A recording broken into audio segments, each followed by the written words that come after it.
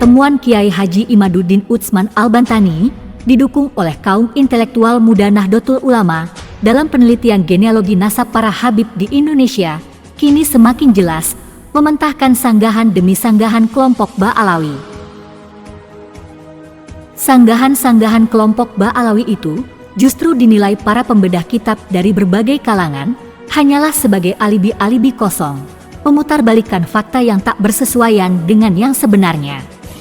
Hal itu terungkap pada penjelasan Robitoh Alawiyah itu sendiri tentang kitab Bahrul Ansab, begitu juga kitab Abnaul Imam fi Misro Wasyam.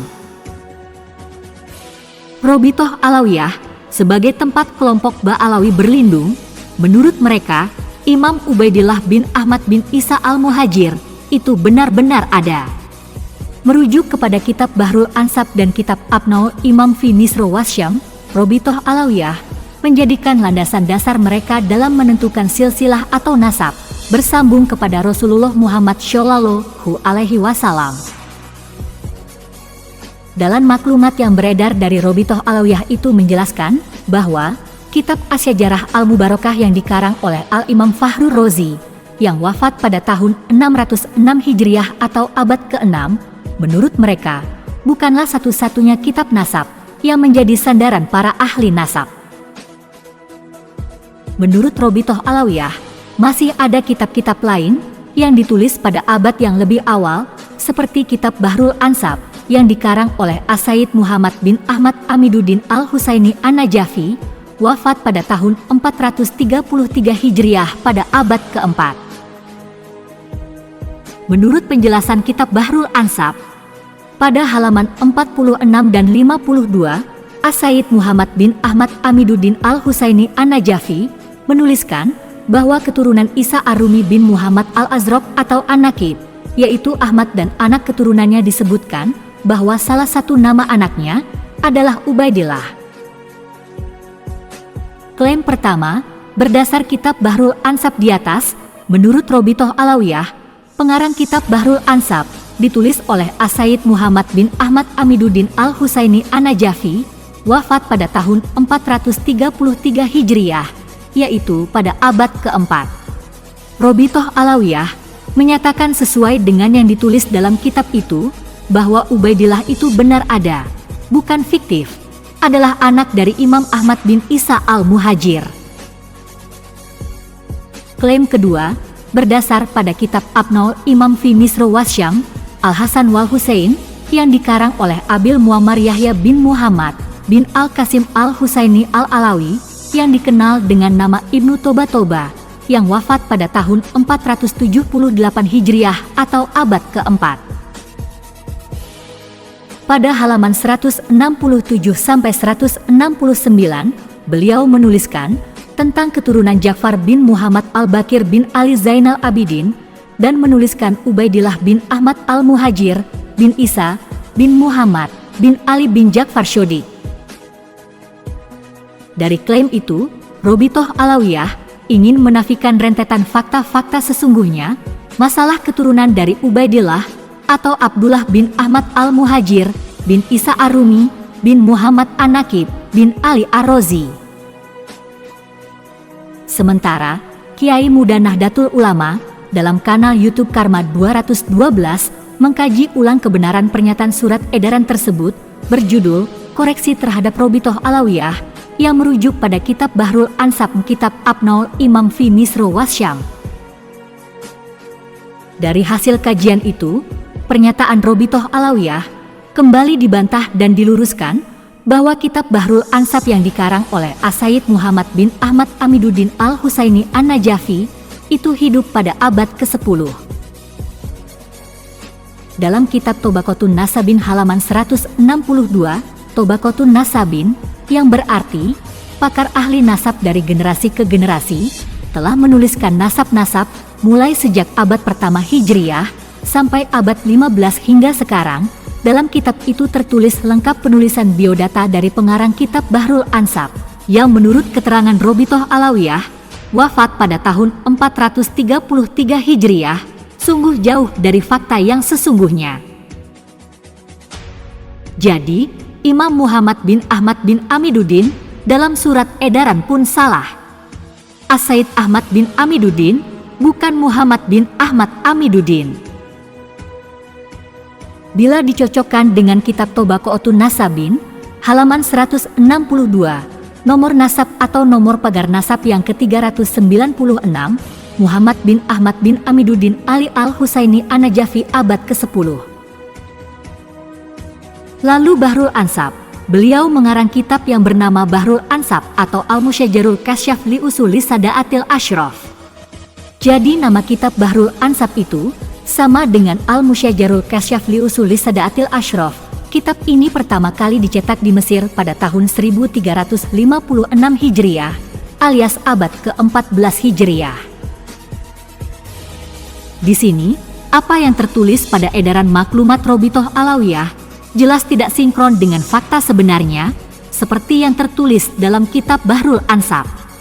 Hal ini menjadi tanggung jawab Robitoh Alawiyah untuk menjelaskan penyimpangan fakta tersebut sebagai keterangan palsu yang memalukan dan harus dijelaskan dengan sejujur-jujurnya kepada seluruh umat Islam.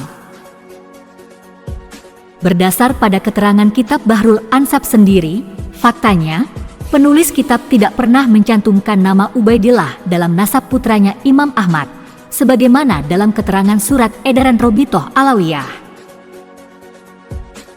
Pada Muqaddimah Tahqiq kitab Bahrul Ansab ini, halaman 11, ada catatan yang menjelaskan bahwa pengarang kitab ini mengambil ibarat-ibarat dari kitab Umdatut Thalib, karangan Ibnu Ambah yang lahir pada tahun 738 Hijriah dan wafat pada tahun 828 Hijriah pada abad ke-9. Dalam mentahqiq redaksi aslinya, diketahui kitab Umdatut Thalib dicantumkan ke dalam kitab Bahrul Ansab untuk mentahqiq redaksi aslinya, berupa manuskrip tulisan tangan yang dicetak pertama kali di Kairo pada tahun 1356 Hijriah. Dengan demikian, koreksi atas Robitoh Alawiyah dalam kesalahan kutipan nama, yaitu As-Said Ahmad Amiduddin, seharusnya As-Said Muhammad bin Ahmad bin Amiduddin Ali Al-Husaini An-Najafi yang hidup pada abad ke-10 antara tahun 900, diketahui beliau meninggal pada tahun 967 Hijriah. Sementara Robitoh Alawiyah menyatakan bahwa As-Said Muhammad bin Ahmad bin Amiduddin Ali Al-Husaini An-Najafi meninggal pada tahun 437 Hijriah. Dalam kitab itu tidak tercantum nama Ubaidillah. Jadi, muqaddimah yang menyalin kitab Bahrul Ansab ini disalin lagi oleh para penulis setelahnya. Dalam isi pengantar kitab itu jelas menuliskan, berdasarkan referensi dari kitab Umdatut Thalib, karangan Ibnu Ambah, yang banyak sekali mengambil ibarat atau perumpamaan-perumpamaan dari kitab ini sebagai rujukan. Sementara, walaupun isi kitab Bahrul Ansab ini banyak merujuk kepada kitab Umdatut Thalib, namun Muhammad bin Ahmad bin Amiduddin itu tidak lagi menjelaskan asal sumber kitab tersebut dan justru diisi dengan pengertian dan penafsiran sendiri. Sebuah kesalahan besar bila kitab Bahrul Ansab dijadikan sebagai rujukan untuk mengklaim sambungan nasab dengan Rasulullah Shallallahu Alaihi Wasallam. Pasalnya, penjelasan tentang Imam Ubaidillah yang dalam kitab itu dinyatakan ada, seperti pada salinan kitab abad ke-12 sampai abad ke-13 Hijriah yang tertulis nama Abdullah yang ditafsirkan sendiri sebagai Ubaidillah.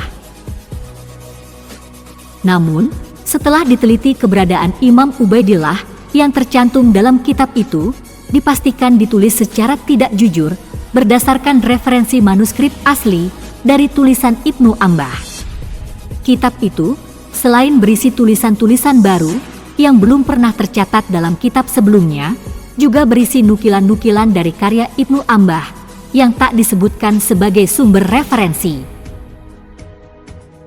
Seharusnya, sebuah manuskrip asli harus ditampilkan dan tidak boleh dihilangkan, sehingga menghilangkan autentifikasi sumber kitab aslinya, seperti kitab Bahrul Ansab ini. Pencatatan nasab dalam kitab ini pun, di dalamnya tidak disertakan manuskrip sebagai dasar informasi catatan lama. Dalam kitab Bahrul Ansab, halaman 46-52 dituliskan, keturunan dari Isa Ar-Rumi bin Muhammad Al-Azraq atau An-Nakib, serta anak keturunannya, salah satu nama anaknya adalah Ubaidillah yang merupakan tambahan dari tulisan kitab Umdatut Thalib. Dalam pengantar kitab Bahrul Ansab sendiri menjelaskan, Muhammad bin Ahmad bin Amiduddin tak pernah ditemukan dengan pasti dalam sejarahnya hari lahir dan wafatnya. Namun, dilihat dari isi tulisan kitabnya, beliau diperkirakan hidup antara tahun 900 Hijriah. Dalam kitab yang lain disebutkan, beliau wafat tahun 967 Hijriah pada abad ke-10. Dalam kitab Abna Awel Imam fi Misro Wasyam, Al-Hasan wal Husain, ditulis oleh Abul Muammar Yahya bin Muhammad yang terkenal dengan Ibnu Toba, wafat tahun 478 Hijriah. Beliau adalah ahli nasab abad ke-5. Dalam kitab Tobagotun Nasabin, halaman 103, Yahya bin Muhammad bin Toba Al-Alawi Al-Hasani, wafat 478 Hijriah. Halaman 167-169, beliau menuliskan, keturunan Ja'far bin Muhammad Al-Bakir bin Ali Zainal Abidin, dan tidak pernah menuliskan Ubaidillah bin Ahmad. Abul Muammar dalam kitabnya tidak pernah menuliskan nama Abdullah atau Ubaidillah. Nama Abdullah atau Ubaidillah sendiri manifestasi dari pemahaman 4 ulama abad 13 yang mentahkik kitab yang disinyalir berjudul palsu. Dalam tahkik ulama itu, dicantolkan nama Ubaidillah yang ditahkik oleh Ibnu Sodaqoh Al-Halabi Al-Warraq, Abul Aun As-Sifari, Muhammad bin Nasr Al-Maqdisi, dan Habib Yusuf Jamalulail, turunan Alawi itu sendiri. Setelah masa Ibnu Toba meninggal, Ibnu Sodaqoh sendiri mengakui dalam mukodimah tahkiknya telah banyak menambahkan banyak nama-nama pada kitab Abnawel Imam selain sumber aslinya Umdatut Thalib. Rujukan kedua yang menjadi acuan dasar Robitoh Alawiyah menisbatkan Ba Alawi tersambung nasab mereka kepada Rasulullah adalah kitab Abnawel Imam fi Misro Wasyam Al-Hasan dan Al-Husain, ditulis oleh Abul Muammar Yahya bin Muhammad yang dikenal dengan Ibnu Toba. Wafat pada tahun 478 Hijriah. Beliau masyhur sebagai ulama penulis nasab yang hidup pada abad ke-5.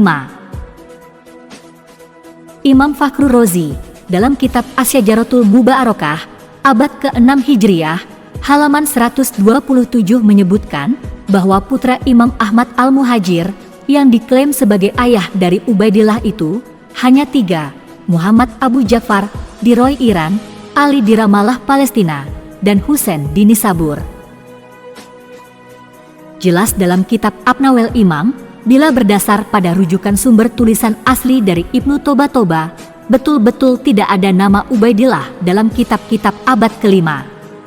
Walaupun menurut Ba'alawi menyebutkan ada nama Ubaidillah, tetapi itu tidak berdasar pada referensi kitab sebelumnya yang hanya berdasar pada tulisan tambahan Ibnu Sodaqoh yang diperkuat oleh Habib Yusuf Jamalulail.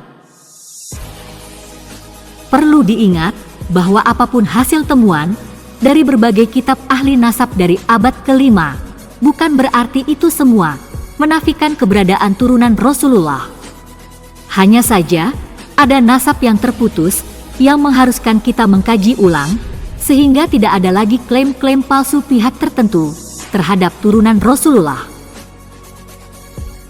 Rasulullah bersabda, barang siapa mengaku-ngaku nasab, keturunan, yang dia sendiri tidak mengetahuinya, bukan haknya, maka jadi kafirlah ia kepada Allah. Dan barang siapa mengingkari nasab, walaupun samar nasab itu, maka kafirlah ia kepada Allah. Kepada para ulama, hendaknya mendukung kejujuran ini, jangan sampai ditutup-tutupi untuk mencari kebenaran. Pada era keterbukaan ini, masyarakat sudah cerdas dan kritis terhadap apapun. Para habib yang tergabung dalam Robitoh Alawiyah, jangan hentikan para ulama mencari kebenaran fakta Habib Indonesia. Kepada Robitoh Alawiyah, hendaknya mencari kembali referensi sebagai bahan pembelajaran, menguatkan eksistensi keberadaan Anda di tengah komunitas umat Islam terbesar dunia. Untuk Bahar Smith, hendaknya Anda bertanya pada diri Anda sendiri, benarkah dalam diri Anda mengalir darah Nabi? Kalaupun Anda menjawab iya, kenapa dalam diri Anda tidak terlihat sedikit pun perangai Nabi? Jangan karena Anda merasa turunan Nabi, kemudian Anda petantang-petenteng, tidak menerima fakta yang terjadi. Para pendukung fanatik Habib juga hendaknya membuka mata lebar-lebar terhadap temuan fakta sejarah agar Anda lebih cerdas melihat semua ini. Jangan seperti buih di tengah laut. Buya Yahya, sebaiknya Anda istighfar, jangan merasa tahu segalanya. Anda bukan ahli nasab. Anda ahli ceramah, sebaiknya Anda diam saja kalau tidak bisa menyelesaikan masalah. Kalau Anda mau mendamaikan, jujurlah, jangan ada sesuatu apapun yang ditutupi, hanya demi kepentingan Anda dan kelompok Anda. Zaman keterbukaan ini sudah sangat sulit menutupi apapun, terutama kebohongan-kebohongan yang menggiring opini publik yang dilakukan kelompok-kelompok tertentu. Dalam ilmu akademisi, argumentasi dibalas dengan argumentasi agar ketemu mana yang benar dan mana yang salah. Kalau memang salah, akuilah kesalahan itu. Tidak ada menang-menangan. Pada prinsipnya, sampaikan kebenaran walaupun itu pahit dirasa dan didengar.